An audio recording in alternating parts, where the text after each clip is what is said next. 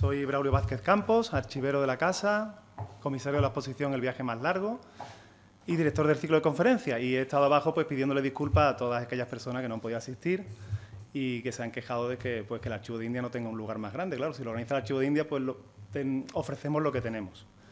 Yo desde aquí pues le pido disculpas a todos ustedes también por la incomodidad de los que tienen que verlo de esta conferencia de pie. Y perdonen que voy a recuperar un poco el resuello porque he subido las 5 plantas a pie porque el ascensor estaba bloqueado. Bueno, yo he necesitado presentarme, claro, pero a Elvira dirán ustedes, no hace falta. Evidentemente, como demuestra la cola y los desórdenes públicos que he tenido que aplacar abajo. Pero bueno, hay que presentarla y presentar a Elvira no es fácil. No es fácil, en primer lugar, porque lo que he comentado antes, pues no necesita presentación. Todos sabemos quién es Elvira Roca, el éxito que ha tenido. También pasa otra cosa, que hay un peligro de que yo tarde más en enumerar sus méritos que en lo que va a tardar ella en impartir su conferencia. Así que hace un par de días le pregunté, Elvira, ¿cómo te gustaría que te presentara? ¿Qué destaco de tu currículum? Apabullante. Y para mi sorpresa, bueno, no, ya que la conozco un poco, ¿verdad? Pues no hay tanta sorpresa. No me dijo, pues mira, habla de mis estudios de filología, mi doctorado en literatura o mi estancia como docente en Harvard, ni los premios múltiples y medallas de Andalucía y de San Telmo y otras muchas, o el éxito de venta de Imperiofobia, o el premio Espasa. No, me dijo, mira, preséntame como profesora de secundaria, que es a lo que me he dedicado la mayor parte de mi vida. Creo que es muy significativo de qué persona tenemos aquí hoy. Profesora, a mí me gusta más maestra. A mí maestra. También, a mí sobre todo me gusta de maestra de pueblo. Eso es. Las maestras nacionales, maestros nacionales que había, ¿verdad? Grandísima estirpe junto a la de los archiveros. Venga, ya acabados los juegos florales, tan propios de este tipo de presentaciones, maestra decía, y sí, se merece ese título, y se lo merece porque con su estilo didáctico y entretenido, el de los buenos maestros, pues ha conseguido remover un panorama. Tampoco quiero ser injusto con el mundo académico, pero ha conseguido remover conciencias y el panorama historiográfico español, y no solo sobre la leyenda negra en sí, sino sobre la misma concepción de historia de España. Y ha sido como una especie de catalizadora, su obra, de una nueva generación de historiadores y ensayistas que han tomado por bandera pues acabar, o erradicar o por lo menos paliar los prejuicios antiespañoles o de la hispanofobia, tan asumidos por todo el mundo y tan asumidos por los propios españoles. Dicho sea de paso, para aquellos que no lo sepan, estamos en una casa, el Archivo General de India, que hace 235 años, y aquí doña Pilar Lázaro de las Cosulas, su directora del Archivo de India, por lo menos me corrige, o María Antonia Colomar, que lo fue antes que ella, 230 y algo, ¿no?, que se fundó el archivo. Se fundó explícitamente para luchar contra la propaganda antiimperial española, que espero que en una próxima edición de Imperiofobia lo anote Elvira y lo ponga en nota a pie de página por lo menos. Bien, cuando planifiqué, y termino ya, no quiero robarle más tiempo a Elvira, cuando planifiqué este ciclo de conferencias mi idea era muy simple, pues era trasladar lo que habíamos querido contar en la exposición, los preparativos, el proyecto de Magallanes, el desarrollo del viaje, las consecuencias, pero me daba cuenta de que faltaba algo en la exposición y en el catálogo. Faltaba contestar a una pregunta, o mejor dicho, faltaba plantear la propia pregunta. Voy a empezar por el final. Cuando lo han visto determinados visitantes, muchos visitantes, es muy común que se dirijan a mí o al compañero que esté en ese momento, pero esto, ¿cómo es posible que no fuéramos conscientes de esta aventura? ¿Cómo esto no se ha estudiado en los libros de texto? ¿Cómo en esa época tan supuestamente hipernacionalista como el franquismo, en el mejor de los casos, merecía una línea de pasada? ¿No tendrá esto algo que ver con la tesis que plantea Elvira en su libro, Imperiofobia? O como me decían mucho en un plan más llano algunos visitantes, si esto lo hubieran hecho los ingleses, Esto ya habría, bueno, una serie de la HBO, de Netflix, una película, pero no la tenemos. No les robo más tiempo, doy la palabra a la doctora Roca y estoy expectante como ustedes por saber a qué conclusiones ha llegado ella sobre la primera vuelta al mundo y su relación con la leyenda negra. Muchísimas gracias, Braulio. Tengo que darle el botón.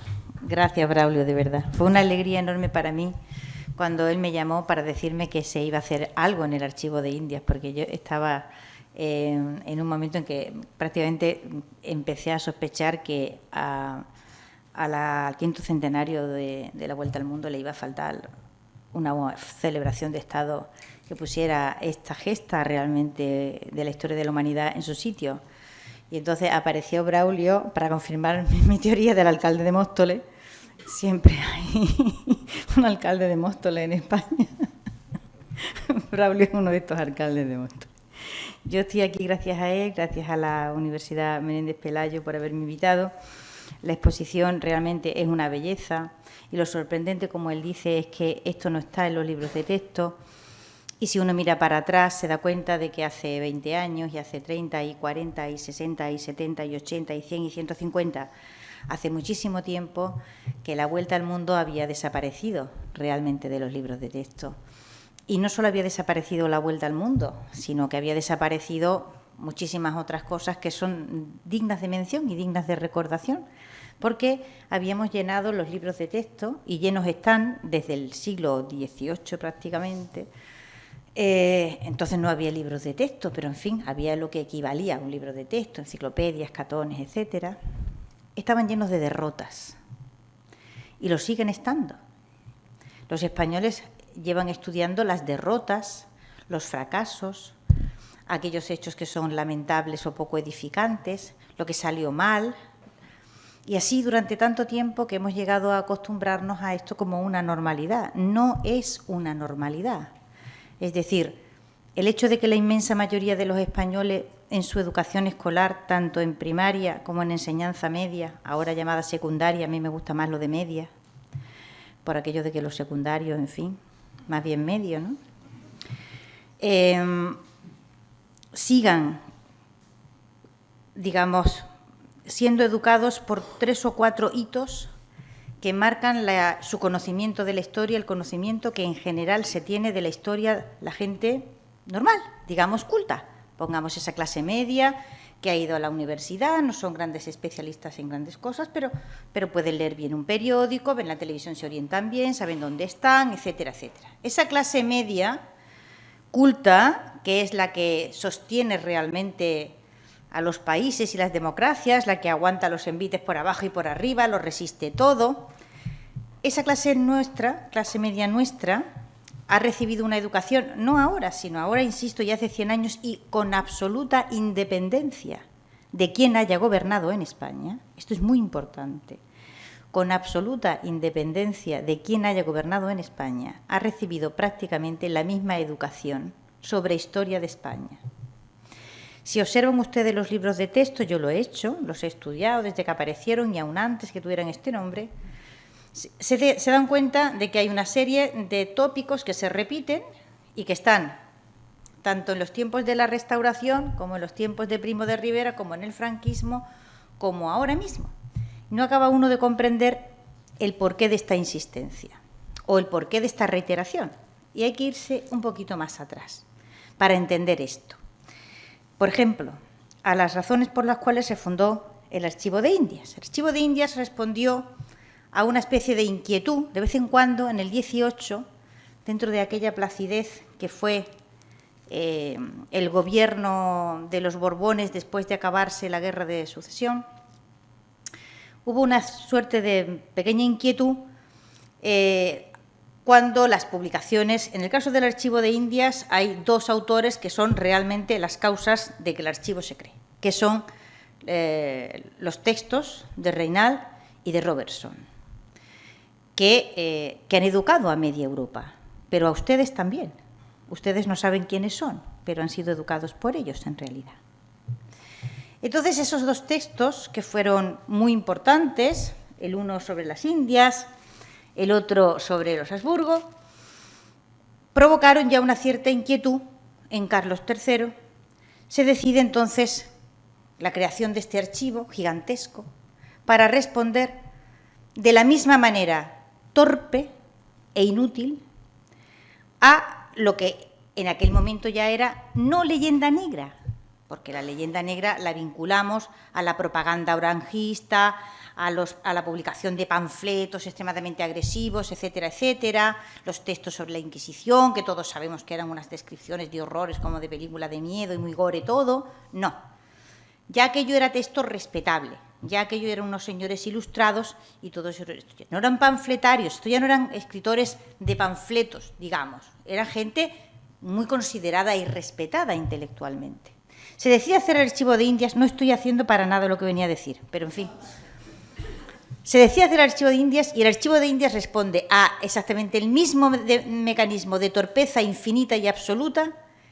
Creo que es lo único que pervive del periodo Habsburgo. ¿Cómo no se defiende uno de aquello de lo que se quiere defender? O sea, cuando se hace publicidad en Europa Occidental, en toda, se traduce al inglés, al francés, bueno, primero el holandés, cae el texto de Fray Bartolomé de las Casas en manos de Guillermo de Orange y lo convierte en un bestseller. No ha dejado nunca de ser un bestseller, ¿no? A eso se respondió, bueno, depende de la edición. Hay veces que son 6 tomos, otras veces más, menos, en fin, así de gordo. Solórzano Pereira, de Indiano Injure, en latín, para demostrar que existían las leyes de Indias y que en la América española gobernaba el derecho. No era arbitrariedad, la gente no iba por allí cazando indios, haciendo barbaridades, que se había creado un corpus legal gigantesco para gobernar aquellos territorios y procurar que todas las gentes que en él vivían tuvieran leyes que los ampararan. En latín, 6 tomos. ¿Sirvió para algo? ¿A ustedes alguno le sonaba Solórzano Pereira? No, ¿verdad? Para eso no ha servido. Pues tampoco sirvió el Archivo de Indias. Le queremos al Archivo de Indias y es una maravilla del mundo, pero no son los medios adecuados para determinados fines, porque los problemas no se resuelven en función de aquello que uno cree que tiene que hacer para que se resuelvan, sino actuando sobre esos problemas de una manera, de otra o de otra, para ver cómo tiene uno que resolver aquello. Y cuando un sistema no funciona, se prueba otro. Pero no se está uno durante 4 o 5 siglos haciendo la misma tontería y ustedes me perdonarán. La confianza. Quiero decir que el Archivo de Indias es una maravilla, pero para resolver el problema de la absorción del argumentario de la leyenda negra en la historiografía oficial de la Europa Occidental no servía. Entre otras cosas porque no iba uno a coger al abate Reiral a lazo, a Robertson a lazo y a traerlos al Archivo de Indias y obligarlos a leerse 250.000 legajos. No. Robertson había escrito en su Gran Bretaña natal y el otro había escrito en su Francia natal y no tenían ninguna necesidad de ver un Archivo de Indias porque a ellos lo que realmente hubiera ocurrido en América no les importaba absolutamente nada. ¿De acuerdo? Ellos están escribiendo una historia de España que es confortable a sus países. El uno Francia y el otro la Gran Bretaña. A sus países que han sido enemigos del poder hegemónico de España durante siglos.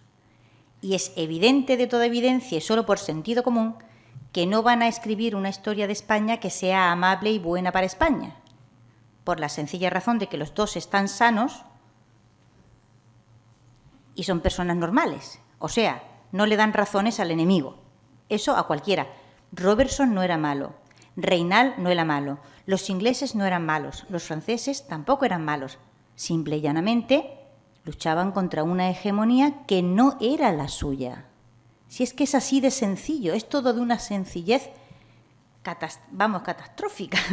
Catastrófico el hecho de que no hayamos sabido actuar sobre ese problema comprendiéndolo y nos enredemos en discusiones que no tienen ningún sentido porque quiénes son los buenos y quiénes son los malos y quién tiene razón o quién deja de tenerla. Y es una cosa como de parvulario, de inmadurez, de no se sabe qué, en realidad. A mí me resulta verdaderamente chocante que hayamos llegado a estas alturas del siglo XXI con estos arrastres y estos problemas sin resolver. atascados en una rueda de molino que lleva girando un montón de tiempo sobre el mismo eje y sin ser capaces de darle un tajo al nudo gordiano y plantear las cosas con realismo y sacarla de todas esas fantasmagorías de los buenos y los malos, quién tiene razón y quién no la tiene, etcétera, etcétera. Esto no funciona así. Las naciones contienden entre sí. Siempre lo han hecho y lo van a seguir haciendo. Ahora contienden los chinos y los estadounidenses y nos podemos poner todos con palomitas a ver cómo se desparrama el fantástico espectáculo que va a ser durante los próximos 20 años quién va a dominar el mundo. ¿Vale? Y los americanos se armarán de razones. Y los chinos se armarán de las suyas. Y probablemente ninguno de los dos sea malo ni bueno. Están contendiendo porque ambos quieren mandar y es imposible que los dos manden al mismo tiempo. Y esto ha sido así ahora, y era así en el 16, y era así en el 17, y era así en el 18, y era así en tiempos de los romanos y los cartagineses. La leyenda negra es un argumentario que va adherido a la hegemonía de un territorio, a la hegemonía de un imperio. Este argumento según el cual, digamos, la leyenda negra, claro que sí que tiene una exageración, ¿no? Pero como me decía un historiador belga en una conferencia que dimos a la Limón en Bruselas, en el tiempo duro en que había que ir a Bruselas cada 2 por 3, porque, en fin, había mucho jaleo en belga. Me decía con un argumento que verdaderamente era que los españoles nos negamos a aceptar que la leyenda negra tiene un fundamento, y ese fundamento es que, bueno, que algo pasó. Claro, yo no pude por menos que decir, bueno, es la afirmación más tautológica que yo haya escuchado jamás. A la afirmación algo pasó, ¿cómo puede uno responder? Te puedo decir, no pasó nada. ¿Cómo voy a decir eso? Es un disparate, ¿no pasó nada? Claro, siempre algo pasó. O sea que si te digo que sí algo pasó, te estoy diciendo que hay una justificación, y si te digo que no, es evidente un disparate. ¿Cómo va a ser que no pasara nada? No sé. Es una de esas argumentaciones capciosas de las que no se puede salir. No puedes responder que sí, tampoco puedes responder que no. Ninguna de las dos cosas es verdad. Las dos cosas son verdad y las dos cosas son inciertas, ¿no? Claro que algo pasó. Pasó que hubo un imperio gigantesco hace ya mucho tiempo. Y ese imperio gigantesco dejó de existir. Y cuando dejó de existir, había en todas las naciones y todos los poderes que con él colisionaron, que con él contendieron, que le disputaron, que intentaron no dejarse arrastrar por aquella hegemonía, argumentarios construidos a lo largo de siglos, para justificar sus razones, para sostenerse en ellas, para defenderse, para hacerse fuertes. ¿Cómo no iban a fabricar esos argumentarios? Pero si es que eso es de necesidad vital, y cuando esto dejó de existir, cuando el imperio dejó de existir, esos argumentarios se habían solidificado y habían pasado del terreno del panfleto al terreno de la historia. Y en el terreno de la historia nos lo encontramos ya con Reynal y Robertson, y la respuesta es lo mismo de inútil, fantástica, pero inútil, que es el Archivo de Indias, o este texto, que no he sido capaz de ponérselo en el pendrive, que son las reflexiones imparciales sobre la humanidad. Es que es un texto muy desconocido. No se lo enseño ahí porque no he sido capaz de... Tengo mis limitaciones. Reflexiones imparciales sobre la humanidad de los españoles en las Indias contra los pretendidos filósofos y políticos para ilustrar las historias de Messier Reynal y Robertson, por el abate don Juan Nuix, escritas en italiano, en el original, ¿vale? Este es uno de los muchos jesuitas que fueron expulsados. La mayor parte de las defensas que se hicieron en aquel tiempo salieron de las plumas de jesuitas que unas veces vinieron de América y otras salieron directamente de España, fueron a Italia, fueron a otros países, se dieron cuenta de la gigantesca cantidad, o sea, que la hispanofobia era algo que había sido ya absorbido, que era como el antisemitismo, estaba en todas partes y nadie contestaba, nadie respondía, y cuando respondía haciendo el Archivo de Indias, pero no se le ocurría responder de una manera eficaz. Es difícil responder a esto de una manera eficaz. ¿Cómo? Bueno, pues ustedes colóquense en la actitud de los judíos que luchan sin cesar contra el antisemitismo, porque nuestra situación no es muy diferente. Y voy a intentar explicarles con pruebas que no es muy diferente hoy. no en el siglo XIX, en el siglo XVIII o en otros tiempos, hoy. Y una parte grande del problema está en que los españoles han absorbido esa visión catastrófica, negativa de sí mismos, de tal manera que han dejado de defenderse no ya ahora, sino hace muchísimo tiempo. Defendiéndose es muy difícil resolver este asunto, pero que muy difícil. Pero, desde luego, si no te defiendes, pues vives en modo resistencia, que es lo que están haciendo los españoles desde hace 2 siglos. Vivir en modo resistencia. Solo reaccionan cuando se ven al borde del precipicio. Entonces reaccionan, y reaccionan bien, porque el modo resistencia lo tienen bastante bien asumido.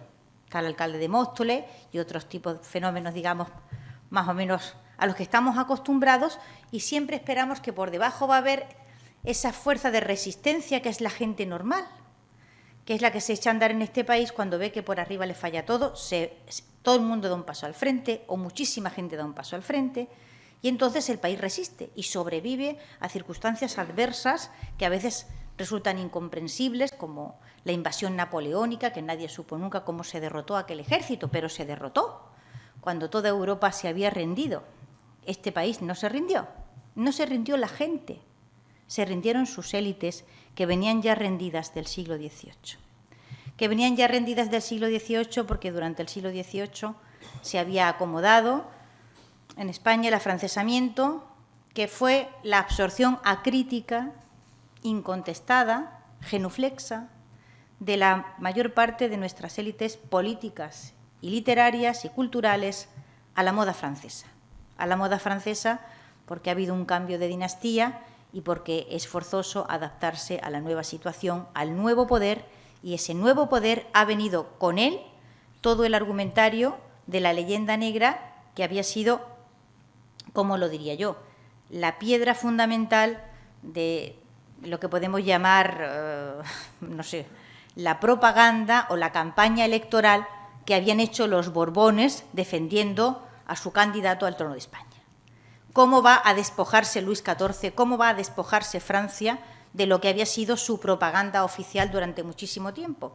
Cuando llega a reinar a Madrid, el nieto de Luis XIV no va a decir donde digo Diego. Esto es un disparate. Es decir, Luis XIV gobernó Francia durante 73 años. 73 años, ¿eh? Todas las guerras de Luis XIV estuvieron encaminadas a intentar destruir o aminorar el poder de los Habsburgo. Así que imagínense cuando un nieto de Luis XIV viene a sustituir a un Habsburgo. El choque es gigantesco, pero es que el choque es por arriba. No sé si me entienden. Es en esa corte donde se instala un estilo nuevo, un argumentario nuevo, una moda nueva, que es el rechazo absoluto de todo lo anterior. Y a partir de ese momento se forma esa especie de nudo en las tripas del que ya no hemos podido salir nunca más. Y que sigue existiendo, a día de hoy sigue existiendo, en gran parte por falta de análisis. Es decir, a mí me ha resultado siempre verdaderamente extraordinario el hecho de que uno lee libros y libros y libros de historia y nadie repara en el hecho de que durante más de un siglo no se escribe una sola línea de historia de España del periodo Habsburgo. Ni una línea. Como si los Habsburgo no hubieran existido. La historia de España emigra, ¿a dónde? A los godos. Mucha gente piensa que lo de los godos es porque eso de aprenderse la lista de los reyes godos. Es una cosa que era como una especie de tortura franquista, que yo creía eso. O sea, yo no me sé la lista de los reyes godos, pero me acuerdo cuando la gente hablaba de los reyes godos y de que había que aprenderse la lista de los reyes godos, y es que en los tiempos de Franco había que aprenderse la lista de los reyes godos, y yo pensaba que era una de las atroces torturas de la dictadura, obligar a los niños a aprenderse la lista de los reyes godos, hasta que me puse a investigar de dónde venía eso de aprenderse la lista de los reyes godos. Por supuesto que no es una idea franquista. La lista de los reyes godos se aprendía también en la República, pero se aprendía en tiempos de Primo de Rivera, pero se aprendía en tiempos de la Restauración, y en realidad la lista de los reyes godos se la están aprendiendo los escolares españoles desde los tiempos de Felipe V. ¿Y por qué? Para no mencionar a los Habsburgo. Porque claro, la historia de España no podía comenzar de repente el día que llega Felipe V a Madrid, ¿no? Era un choque esto, ¿no? No podía ser, el país no tenía historia, no había historia, algo de historia había que decir, había que contar algo. Como no se puede hablar de Felipe V, o sea, como no se puede hablar de Felipe II, ni de Carlos V, ni del periodo anterior, pues entonces la historia de España, la historiografía oficial del país, emigra hacia el periodo godo. Desde entonces estamos en la Edad Media, en la exaltación de la Edad Media. Y esto, que es algo que si uno se pone a mirar historiador por historiador que escribe historia en el siglo XVIII y se da cuenta de repente, cuando ya ha visto 20 o 30, que nunca jamás se menciona el periodo Habsburgo. Es la damnatio memoriae que decían los romanos más feroz que yo haya visto. No se vuelve a mencionar a los Habsburgo hasta después de Napoleón. Un historiador y otro, y otro, y otro, y otro, y una Real Academia de la Historia, y nadie escribe historia del periodo Habsburgo. Dense cuenta de lo que todo esto significa, porque además, claro, el periodo de amputación, el periodo que está siendo amputado no es cualquier cosa. El periodo que está siendo amputado es el siglo de oro español, los siglos de oro español. Así que ahí empiezan a producirse, digamos, esas extrañas deformaciones, esos silencios, estas cosas raras, y los buenos y los malos, y ya no se ha tenido sosiego, interés por saber, por comprender de dónde vienen determinadas deformaciones que son completamente una anomalía. Es decir, no tiene sentido, pero ninguno, que durante siglos los escolares españoles con 11 años, con 12 años, con 13 años hayan estudiado la Gran Armada de Felipe II. Pero nosotros, ¿por qué estudiamos la Gran Armada de Felipe II? ¿Qué sentido tiene? Todavía muy maquillada y decorada, tiene un sentido que la estudien los ingleses, forma parte de su mitología nacional, de la suya, de ellos. Pero de la nuestra, y nosotros no estudiamos, estamos sacando literalmente el cadáver del armario, hablas de Lezo, la batalla de Cartagena de Indias, que desconocemos. O sea, yo he llegado a la edad adulta y muy adulta sin saber que esa batalla había sido librada y ganada. Yo he llegado, o la contraarmada de Drake y Norris, por ejemplo, de la que se ha hecho un congreso por primera vez, hace unos meses en Cartagena. Todo el mundo conociendo la Invencible y nadie conociendo la contraarmada de Drake y Norris, ni quién la ganó y cómo se ganó, ni la batalla de Cartagena de Indias, a qué se debe esa enfermedad de que aparezcan en los libros de texto españoles solo las derrotas y nunca las victorias.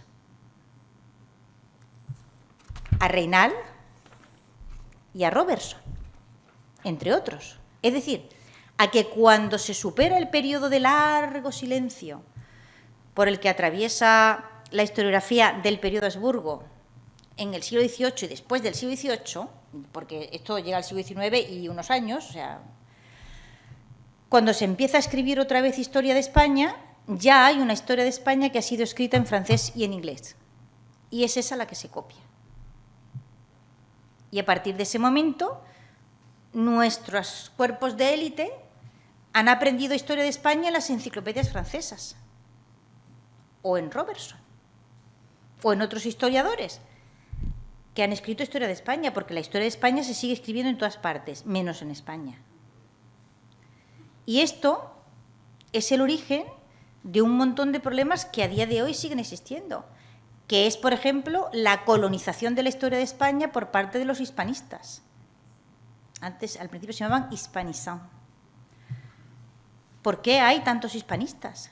¿Y por qué tiene la historia de España esa enorme dependencia de los hispanistas? Los hispanistas españoles son como reyes, o sea, son famosos, celebrities, vienen a España, salen en los periódicos, sus títulos son publicitados, los historiadores españoles, los pobres, ahí están al mogollón. Oye, ¿pero es un hispanista inglés? Me cachis en la mar. ¿De qué y de cuándo los historiadores han tenido tanta fama? Pero si eres un hispanista, pues están partiendo el bacalao en la historia de España desde el siglo XVIII. Y lo saben. Los temas que ellos han tratado son los temas que nosotros tratamos. Y nadie descarrila, es decir, y nadie se pone a decir, bueno, pues es que esto no... A ver si me voy a investigar otra parte de la historia de mi país, como esta, ingeniería española. La historia del derecho en 1000 cosas. No, nuestra historia está circunscrita a 3 o 4 asuntos, que son los que interesaron a la historiografía que se escribía sobre España fuera de España y que procede del argumentario de la leyenda negra. A saber, la Inquisición, gigantesca. O sea, tropical. Miles de publicaciones, pero es que hay miles de publicaciones sobre la Inquisición española. No sé por qué, las demás no le han interesado a nadie, habiéndolas, ¿no? Pero no.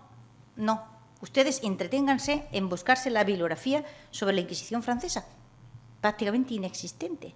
O la italiana, que era la papal y episcopal, y tal, inexistente. La española, cientos, miles de publicaciones a lo largo, y sigue.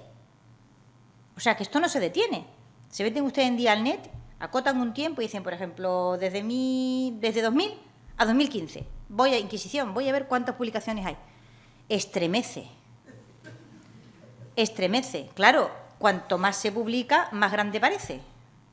De tal forma que parece que la intolerancia religiosa en España es una cosa gigantesca, monstruosa, lo nunca visto. Pero resulta que no. Resulta que si te pones a estudiar la intolerancia religiosa en Europa Occidental, en su contexto, la española no es la peor. Pero tú la sacas del contexto, que es el contexto de la intolerancia religiosa como fenómeno habitual, porque la tolerancia religiosa no se había inventado. No hay tolerancia religiosa en Europa Occidental en ningún sitio. En ningún sitio. En el siglo XVI y XVII y XVIII, en fin, es una cosa que empieza a aparecer en el siglo XIX, va cuajando a mediados del siglo XIX y ya nos parece lo más normal del mundo. Pero en ningún lugar la había. En todas partes hay leyes de intolerancia religiosa, leyes de represión, etcétera, etcétera. Es decir, la Chambardon francesa condena 5.000 hugonotes de la noche a la mañana, más muertos que la Inquisición española. ¿Ustedes la han oído nombrar? ¿Verdad que no? Entonces, si usted focaliza en un punto determinado y lo alumbra y le pone 20 focos, pues terminas por convertir a un ratón en un elefante, claro que sí. Hay otros países cuya historia no ha estado, digamos, intervenida de esta forma, que son los que han dirigido la historiografía de sus propios países. Y, evidentemente, han escrito una historia para sus países, bueno, no es que sea falsa, pero como en toda parte hay bueno y en toda parte hay malo, ¿para qué vamos a enseñar lo malo? Porque son normales. Porque es que eso es lo que hace una persona normal, una gente normal, una nación normal. No machacarse a sí misma, absorbiendo todo el argumentario de aquellos que lucharon contra esa nación o contra ese poder en un momento determinado. Y esto, una vez que, por deserción nuestra, acaba ocupando todo el territorio, se convierte en lo que Ortega llamaba un hecho de opinión pública. Es decir, ya no es un asunto que ha pasado de los propagandistas de Guillermo de Orange o de los predicadores luteranos más virulentos, etcétera, que estamos, digamos, en esta la época del 16, en el combate más feroz. Ya esto ha migrado en el 18 a la historiografía decente, y de la historiografía decente ha ido a parar a los libros de texto y después ya se ha convertido en una opinión generalizada que todos tenemos, nosotros también. Y hoy día sigue funcionando, entre otras cosas porque ese argumentario es confortable para el autoconcepto, para la idea que tienen de sí mismos otras naciones del mundo. Se ven en el espejo de España y salen reflejadas mejor, son más altos, son más guapos y su vida, digamos, les voy a enseñar algunos ejemplos ahora. Por eso se sigue reeditando y por eso nos sorprende, cada 3x4 sufrimos una especie de pero bueno, ¿esto por qué ahora, no? ¿Por qué está pasando esto ahora? ¿De dónde viene? Si esto no estaba ya acabado. Nosotros ya no éramos buenos europeos, estábamos homologados ya y todo. ¿Ahora por qué? No se puede acabar. No se puede acabar porque para acabarla tendrían ustedes que conseguir, lo digo de manera simbólica, que la Invencible desapareciera de los textos ingleses en nivel de 11 años, que es cuando la estudian aproximadamente. No va a desaparecer de ahí, porque la necesitan, forma parte de su autoestima nacional, forma parte de sus mitos nacionales, de ahí no la van a mover. ¿Por qué la van a mover? ¿Me entienden? Luego, no es un problema que tú digas, no, esto es que ya se ha acabado, porque esto ya fue una cosa de las guerras de religión y de la época de la hegemonía, y ya cuando hemos llegado al siglo XX y XXI, pues ya no hay ningún motivo, porque la pobre España no manda nada, ni pinta, ni, vamos, ni pincha ni corta, está para que la dejen quieta. Así que, ¿quién va a tener contra nosotros una leyenda negra? No tiene nada que ver. La España que ahora existe no evoca en los muchos estudiantes que la siguen teniendo en sus libros de texto lo que para nosotros España es hoy. España es para nosotros un significante que tiene un significado. Para ellos, ese significante tiene otro significado, el de sus luchas heroicas del siglo XVI y XVII contra aquella hegemonía monstruosa, tal.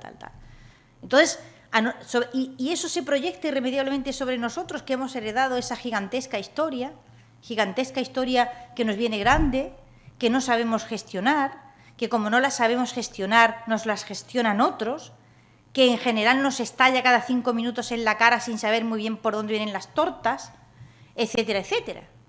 Y esto, claro, no es el trabajo de una persona, el hacer frente a esto, ni de dos. Esto es un trabajo de generaciones. Y es muy difícil que con unas élites bien preparadas, conscientes del problema y dispuestas a afrontarlo, se pueda resolver. Sin ellas, no tenemos más que lo mismo, repitiéndose incesantemente una y otra vez como un burro que le da vueltas a una noria. Decía yo que tenemos que luchar contra esta historia de la hispanofobia porque existe, con el mismo espíritu combativo con que los judíos se han enfrentado desde hace ya mucho tiempo, durante mucho tiempo. Hay que saber que no se enfrentaron ni agachaban la cabeza, ni aguantaban y callaban y soportaban, hasta que dijeron, hasta aquí hemos llegado. El antisemitismo. Voy a enseñarles unas cuantas cosas. Estoy en la construcción de una página web que es la pesadilla de mi vida, en un intento de hacer pues una especie de archivo de la hispanofobia contemporánea, porque yo recibo muchas cosas que la gente manda de muchísimos sitios. A veces estoy en condiciones de poderlas archivar y a veces no estoy en condiciones de poderlas archivar. Por ejemplo, si me ha escapado,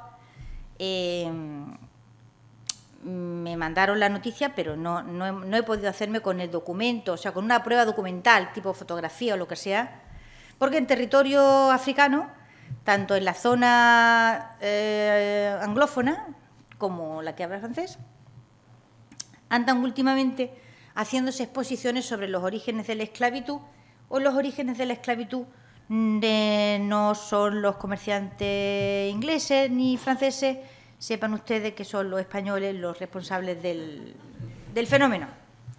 Les voy a enseñar unas cuantas cosas para que lo vean. No tengo o sea, de la exposición africana no tengo la prueba, pero sí tengo la prueba en un libro de texto francés que les voy a enseñar. Los libros de texto realmente hace falta un equipo de investigadores para trabajarlos. Es decir, yo he ido acumulando cantidades industriales y la vida entera no me daría para sacarle sustancia a esto. Espero que en algún momento haya jóvenes investigadores que se sumen y que se pongan a estudiar este fenómeno en los libros de texto. Es imprescindible, es absolutamente necesario conocer. A veces se estudia, se conoce y se intenta comprender y no se puede arreglar y no se puede remediar, pero lo que ya no tiene remedio es la huida y el meter la cabeza debajo de la arena como los avestruces. Así no se solucionará jamás este problema. Voy a enseñarles una obra de teatro que lleva 5 años cosechando éxito en los Estados Unidos de América. Voy a empezar por aquí.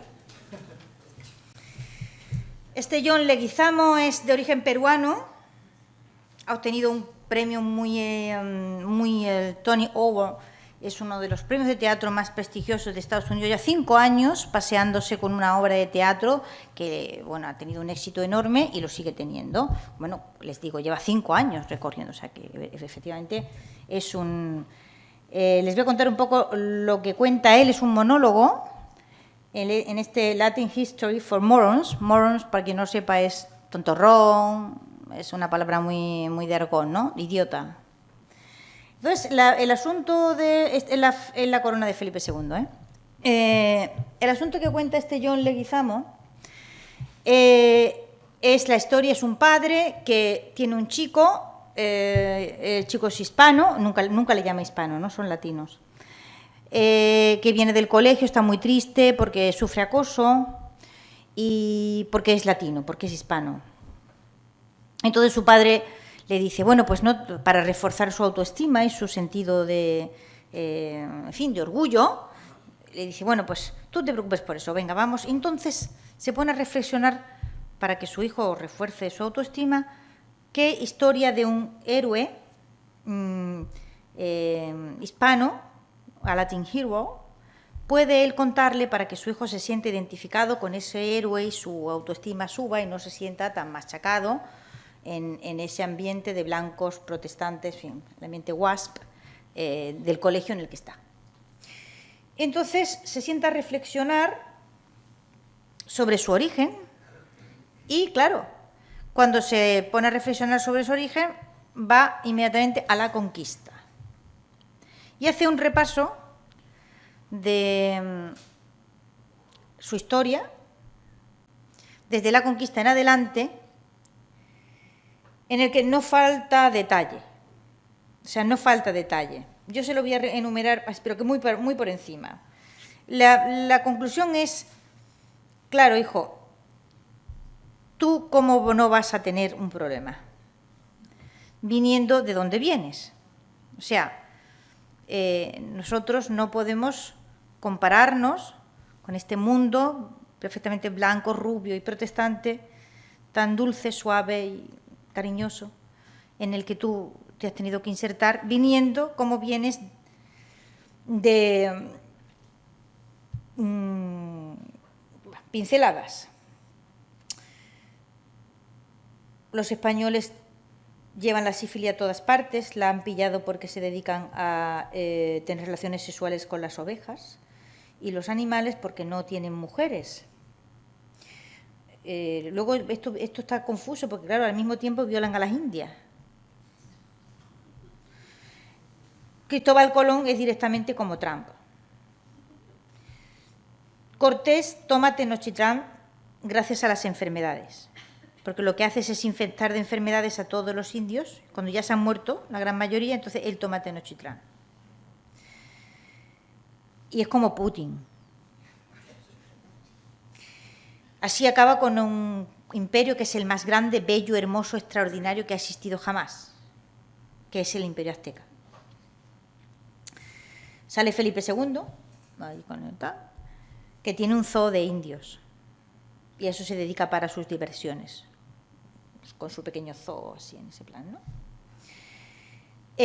Los españoles se dedican a robar todo lo que hay en América, y él hace una comparación, aquí Leguizano, que dice algo así como, bueno, lo que pasó es como si ustedes imagínense que está el David de Miguel Ángel y llegan unos bárbaros y se llevan el David y lo trocean para hacer mesas.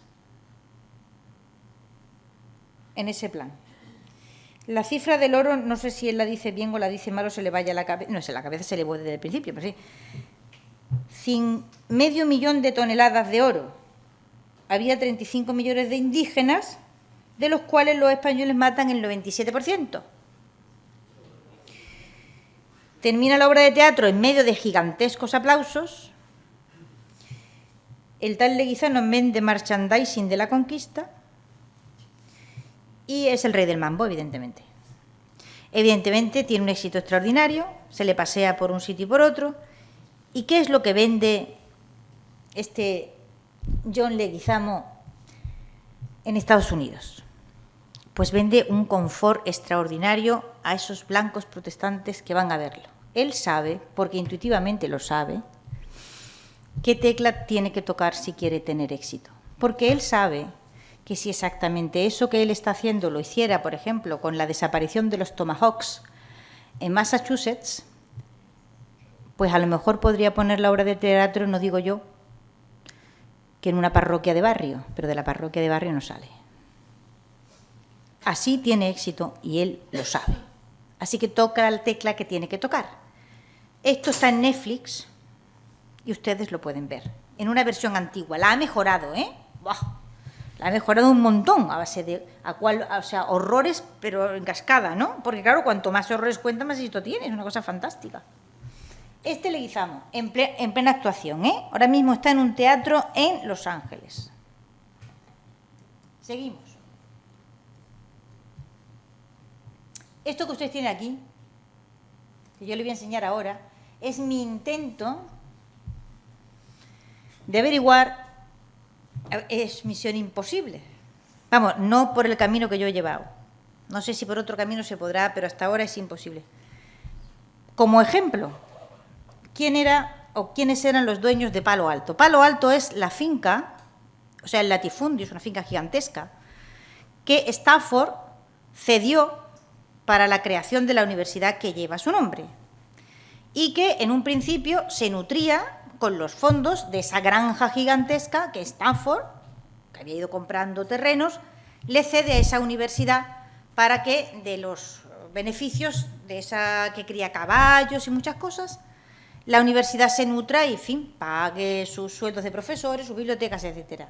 Yo he hecho muchos intentos de intentar averiguar de dónde proceden los terrenos que fue comprando Leland Stafford y que formaron la Universidad de Palo Alto. O sea, de Stafford, la finca se llama Palo Alto. El nombre Palo Alto es porque había había y creo que hay una secuoya gigantesca y los españoles le llamaban a aquel sitio Palo Alto porque era importante el sitio, porque cuando bajaban los galeones de Manila, que normalmente paraban en la costa de California, había una factoría justamente ahí y la había porque un sitio es una bahía, o sea, es un sitio bueno para parar los barcos, con buen fondo. Los galeones de Manila tenían mucho fondo, tú sabes que para que vinieran más cargados eran muy grandes, así que necesitábamos un sitio que les permitiera parar sin el riesgo de embarrancar, ¿no? Y en la secuoya se veía desde lejísimo, así que esa secuoya fue una señal durante mucho tiempo y una factoría importante.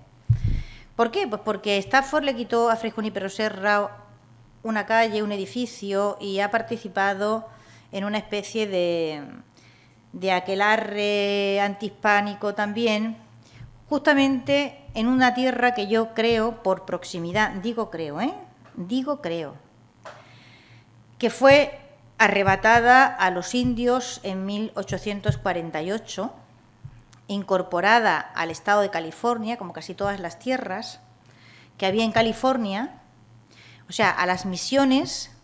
Las tierras de las misiones eran tierras de los indios. Y después fue enajenada, o sea, comprada por particulares, y esos particulares se la vendieron a Leland Stafford. La dificultad de encontrar esto es que yo pienso que los títulos de propiedad de California, de grandes fincas y de gigantescos latifundios que allí se crearon, no están en los archivos de los Estados Unidos de América. O sea, de la misma forma, a ver, nadie conserva, excepto los españoles, documentos de aquellas cosas que es mejor que no dejen rastro, ¿vale? La mayor parte de California tenía dueño. Había fincas, había misiones, había las repúblicas de indios, etcétera, etcétera. Cuando Estados Unidos incorpora el territorio, ocupa militarmente el territorio, con el Tratado de Guadalupe Hidalgo en el 48, hay no puedo decir ahora mismo el artículo de cabeza, no lo sé decir, pero en fin, en el Tratado de Guadalupe Hidalgo, en su versión en español, aparece que el gobierno de los Estados Unidos respetará la propiedad de las preexistentes, es decir, los títulos de propiedad que ya existían, y que solo aquellas tierras que no tienen dueño serán ocupadas por las nuevas poblaciones que vienen de los estadounidenses. Eso es en el Tratado de Guadalupe Hidalgo en español. Cuando el Senado y el Congreso de los Estados Unidos ratifican el Tratado de Guadalupe Hidalgo, ese artículo ha desaparecido. Y a las 2 semanas, pues ya hay claramente en el Congreso y en el Senado de Estados Unidos disposiciones encaminadas a confiscar las propiedades, simplemente a confiscar las propiedades. Y me sospecho que si hay una posibilidad de saber quién fue el dueño de Palo Alto, o sea, probablemente qué comunidad indígena, hay que buscar en los archivos mexicanos, porque en el territorio de lo que es California no queda un papel y es razonable que no quede. ¿Para qué va a quedar un papel? ¿Para qué se le va a ocurrir a nadie guardar papeles de aquellos a los que se les confiscaron las propiedades cuando Estados Unidos ocupó el territorio? Eso no tiene ningún sentido. De hecho, aquí encontré un documento en el cual explícitamente se reconoce que no hay manera de tirar para atrás, más para atrás del 58 prácticamente, ¿no? En esa área, ¿no?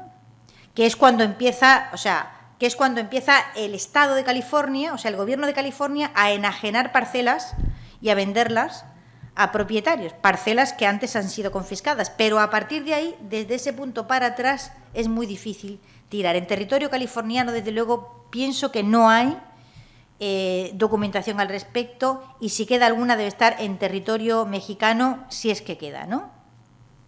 Salvo que los archivos de Fray Junípero digan algo más, pero no lo creo. O sea, ¿quién tiene interés en tirar de esta historia para atrás? Pero nadie, absolutamente. Es decir, ¿quién va a tener interés en recuperar o valorar el pasado hispano de California? Pero es que nadie. Vamos, nadie con nombre y apellido, porque son los dueños de las tierras que antes fueron dueñas, ¿me entiendes? Antes tuvieron otros dueños, no otros dueños hace 5.000 años o hace 500 años, otros dueños hace muy poco tiempo, ¿vale? Y esas familias y esas fortunas siguen siendo las más notables y las más importantes de California ahora, ¿me entienden? ¿Quién va a tener interés en descubrir que todo esto ha sido un gigantesco, ¿me entienden? Hay intereses económicos, no solo de éxito, sino de interés económico muy evidente. Voy muy rápido. Esto que tienen aquí, que antes yo les hablé, es el libro francés. No sé cómo ampliar esto. Si lo ven aquí, la captura en África. No, tengo que irme para abajo. ¿Cómo me voy para abajo? Aquí, ¿ve? Dice, il raconte sa traversée de l'Atlantique dans un navire négrier español. O sea, que no existió la Compañía de Guinea, que fue fundada precisamente por Luis XIV, que tenía el 50% de las acciones, fue una de las compañías negreras más importantes, de las pioneras, ¿vale? La que comenzaron el tráfico de esclavos. No, en el libro de texto francés no se habla jamás de la Compañía de Guinea, ¿vale? Que los que inician el tráfico de esclavos, evidentemente, son un navire négrier español. Y con esto acabo. Esto es un periódico belga. Me lo manda la gente. L'Espagne orgueillante contre les indépendantistes catalans. Esto es del 28 de septiembre. Y con esto voy a terminar. Bueno, este es del Soir. No, perdón. Yo creí que este grito de Boris Johnson iba a dar lugar a un montón de titulares en España, pero no. La fiesta nacional en la Gran Bretaña fue celebrada al grito de "Not one inch of rock to Spain". Porque los ingleses, cada vez que tienen que levantarse la autoestima, pues o la Invencible o Gibraltar, de ahí no salen, ¿vale? Y esto que yo en aquel momento, es el mismo día, cuando me mandaron la fotografía, que tuvo su importancia el discurso de Boris Johnson y tal, pensé que iba a tener una repercusión en los medios españoles y tal. Oye, ni mu. Fantástico, ¿eh? Y bueno, la última es, hemos hablado del Cano y Magallanes, se me queda la mitad por decir. Esto es el libro que Hachette ha hecho sobre la expedición de Magallanes, en la que no aparecen los españoles. Nunca, en ningún momento. No, les voy a enseñar un poquito más, porque es que tienen muchísima gracia. Es la Trinidad. Claro, la Victoria es el barco del Cano, ahí está. A ver si consigo colocar esto bien. ¿Ve? La Trinidad. Es el barco con el que se da la vuelta al mundo. Está bien, ¿verdad? Esto lo ha hecho Hachette para McDonald's, con la colaboración del Centro del Libro, o sea, es una institución oficial francesa.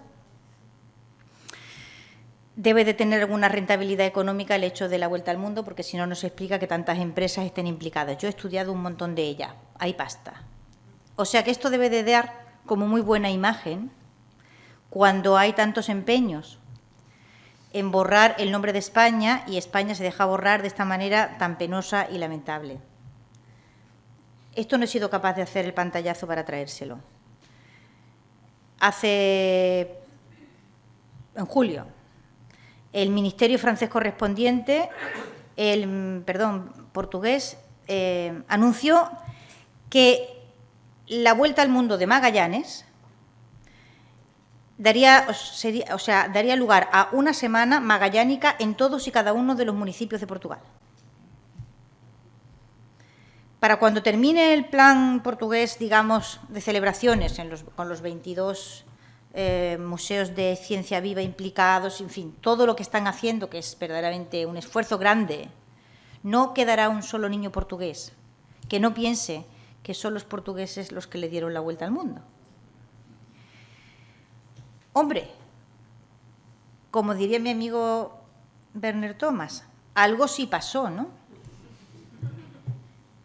En ese algo sí pasó, estamos nosotros, no sabemos hasta qué punto, pero, en fin, hemos estado muy torpes durante muchísimo tiempo, muy torpes. Y hay que aprender lo que no se ha aprendido, a actuar correctamente para resolver los problemas que uno tiene. Los problemas, insisto, no se resuelven de la manera que uno cree que se resuelven.